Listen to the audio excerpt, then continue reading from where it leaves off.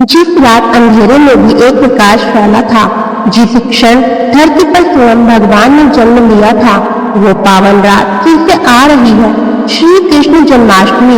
आइए इस दिव्य पर्व पर कृष्ण की लीलाओं और उनके जन्म के रहस्यों को जानते हैं और साथ ही यह भी जानेंगे कि इस बार जन्माष्टमी 2 बार क्यों मनाई जा रही है। हम सबके प्रिय भगवान श्री कृष्ण का जन्म दिवस बस कुछ ही दिनों में आने वाला है, जिसे हम सभी जन्माष्टमी के रूप में बड़े हर्षोल्लास के साथ मनाते हैं। उत्तर भारत और कई स्थानों में जन्माष्टमी का पर्व प्रत्येक वर्ष भाद्रपद मास के कृष्ण पक्ष की अष्टमी तिथि को मनाया जाता है। महाराष्ट्र, गुजरात और दक्षिण भारत के कुछ राज्यों में यह श्रावण मास की अष्टमी के दिन आता है, लेकिन इस बार आने वाली जन्माष्टमी तिथि 2 दिन आ रही है और इस विषय में बहुत जगह पर संशय भी है कि आखिर कौन से दिन जन्माष्टमी तिथि का पालन करना है, किस दिन व्रत और उपवास रखना है और भगवान का अभिषेक कब करना है।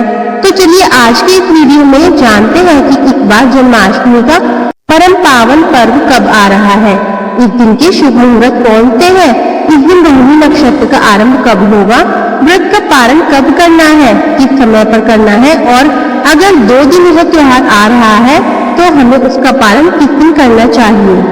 इन सभी प्रश्नों के उत्तर आज हम इस वीडियो में जानेंगे, तो अंत तक इस वीडियो को अवश्य सुनिएगा। तो चलिए आज का यह वीडियो आरंभ करते हैं।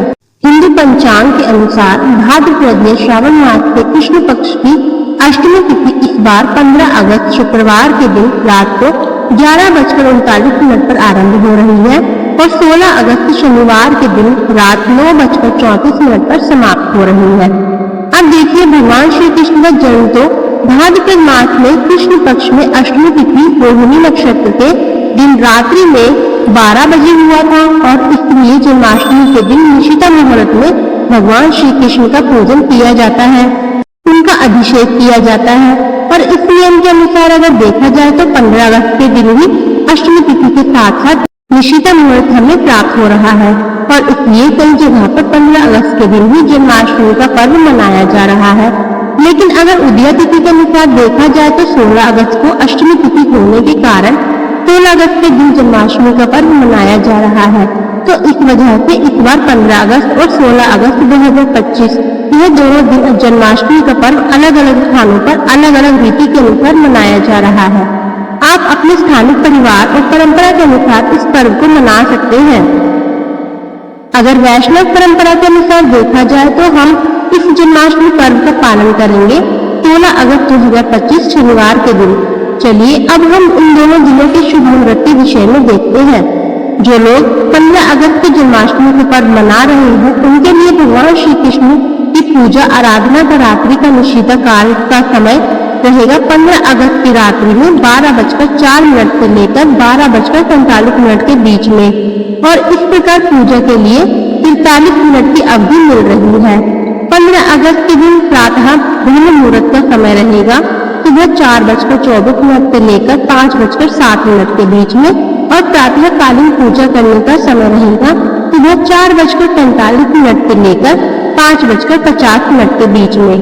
इस दिन सूर्योदय होगा सुबह 5:50 पर और सूर्यास्त का समय रहेगा शाम 7 बजे। इस दिन अभिजीत मुहूर्त दोपहर को 11:59 से लेकर 12:52 तक रहेगा और विजय मुहूर्त है दोपहर 2:37 से लेकर 3:30 के बीच में। संध्या काल में भगवान श्री कृष्ण की पूजा करने के लिए शुभ मुहूर्त मिल रहा है शाम 7 बजे से लेकर 8:05 के बीच में। इस दिन विशेष सर्वार्थ सिद्धि योग भी बन रहा है और वह शुरू होगा सुबह 5:50 से लेकर 7:36 के बीच में और रवि योग भी इसी समय काल के अंदर रहेगा। चलिए अब जो लोग 16 अगस्त को जन्माष्टमी का पर्व मना रहे हैं उनके लिए 16 अगस्त के दिन के शुभ मुहूर्त जान लेते हैं।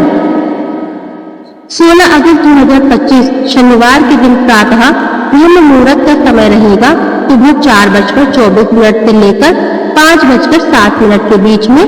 प्रातः कालीन पूजा करने का और भगवान श्री कृष्ण का अभिषेक करने का समय रहेगा सुबह 4:46 से लेकर 5:51 के बीच में। इस दिन सूर्योदय के समय है सुबह 5:51 पर और सूर्यास्त होगा शाम 6:59 पर। इस दिन अभिजीत मुहूर्त है दोपहर 11:59 से लेकर 12:51 तक और विजय मुहूर्त है दोपहर 2:37 से लेकर 3:29 के बीच में। संध्या काल में भगवान श्री कृष्ण की पूजा करने का शुभ मुहूर्त रहेगा शाम 6:59 से 8:05 के बीच में। इस दिन सर्वार्थ सिद्धि योग रहेगा सुबह 4:48 से लेकर 5:51 तक।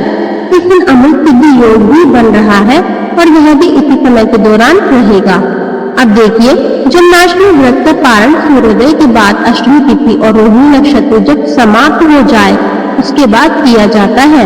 तो अगर अष्टमी तिथि और रोहिणी नक्षत्र सूर्यास्त तक समाप्त नहीं होते हैं तो पारण तिथि 1 के समाप्त होने के बाद किया जा सकता है। अगर अष्टमी तिथि और रोहिणी नक्षत्र में से कोई एक भी सूर्यास्त तक समाप्त नहीं होता तो जन्माष्टमी का व्रत दिन के समय में नहीं तोड़ा जा सकता। तो ऐसी स्थिति में किसी एक समय के समाप्त होने के बाद भी व्रत का पारण कर सकते हैं। और इस बार रोहिणी नक्षत्र का आरंभ हो रहा है 17 अगस्त 2025 रविवार को सुबह 4:38 पर और यह पूरा होगा 18 अगस्त 2025 को सुबह 3:17 पर। तो इस बार अष्टमी तिथि रोहिणी नक्षत्र के बिना 16 अगस्त को सुबह 9:34 पर समाप्त हो रही है। इसलिए शास्त्र के अनुसार जो 15 तारीख को जन्माष्टमी का व्रत रख रहे हैं वे 16 तारीख को सुबह 9:34 के बाद अपने व्रत का पालन कर सकते हैं। और जो लोग 16 अगस्त को जन्माष्टमी का व्रत रख रहे हैं उनके लिए पारण का समय 5:51 के बाद रहेगा। कई स्थानों पर पारण निश्चित मुहूर्त यानी मध्य रात्रि के बाद भी किया जाता है। उनके लिए पारण समय रात्रि 12:45 के बाद किया जा सकता है। लेकिन आदर्श समय वही होता है कि जन्माष्टमी के दिन संपूर्ण दिन का उपवास रखा जाता है। ज्यादा से ज्यादा आप फलाहार ले सकते हैं और उसके अगले दिन सूर्योदय के बाद ही व्रत का पालन करना चाहिए। यह आदर्श स्थिति है। जन्माष्टमी के दिन उपवास किया जाता है और जन्माष्टमी के एक दिन पहले मात्र एक समय भोजन लिया जाता है। जन्माष्टमी के दिन में कई भक्त तो संपूर्ण निर्जला उपवास भी रखते हैं और कई लोग जल के साथ, दूध के साथ और फलों के साथ उपवास रखते हैं। अब अपनी शारीरिक क्षमता के और परिस्थिति के अनुसार यह व्रत रख सकते हैं, लेकिन इस दिन प्रयास करना चाहिए कि अधिक से अधिक भगवान श्री कृष्ण के पवित्र हरे कृष्ण महामंत्र का जप किया जाए। प्रातः काल में मंगला आरती के दर्शन किए जाए। इसके लिए आप अपने नजदीक के किसी भी मंदिर में जहां सुबह 4:30 बजे से उठकर मंगल आरती होती है वहां जा सकते हैं, या अपने घर में भी सुबह 4:30 पर मंगल आरती कर सकते हैं। इस दिन लगभग सभी भगवान श्री कृष्ण के मंदिरों को सुंदर फूलों से, ध्वजा पताकाओं से सजाया जाता है। हर्षोल्लास पूर्वक इस पर्व को मनाया जाता है।